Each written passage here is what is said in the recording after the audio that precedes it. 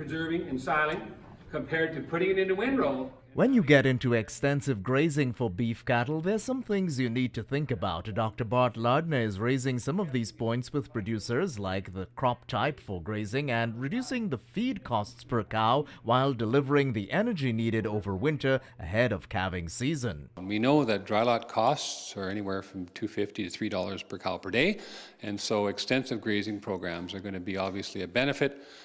Because there's two reasons. Your labor costs are going to be reduced and your manure hauling costs.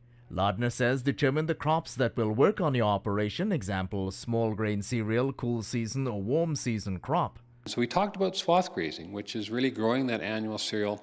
And we also talked about what's the correct stage of maturity to harvest that so that we have it at that right stage when the cows go out there to consume it. Lardner speaks about his research over the years. Some of that earlier work was done by Dr. Greg Penner and Christine Rosser at university, showing that, if we went from soft dough to hard dough, we'd effectively double the effectively degradable dry matter. And so after 3 years, we found, yes, there was no negative effect on cow performance.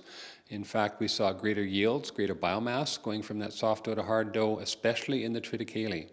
Lardner says producers may want to look at a more advanced stage of maturity before putting that cereal into a swath grazing program. He switched to corn grazing, which has come on over the last 20 years, especially with new varieties. We're seeing these 2,000, 2,200 heat unit varieties are doing quite well in lots of parts of Western Canada. And the other way of managing corn, traditionally grown for grain and or silage, but now producers are wanting to graze it whole plant. Corn meets or exceeds what a cow needs heading into calving. It's high in starch and fiber, so you need to make sure the cows don't overgraze. And if they get steady starch intake for day 1, day 2, that's going to affect rumen metabolism. It's going to drop rumen pH, and there you're going to get digestive upset. Gerard Lampow, Primetime Local News.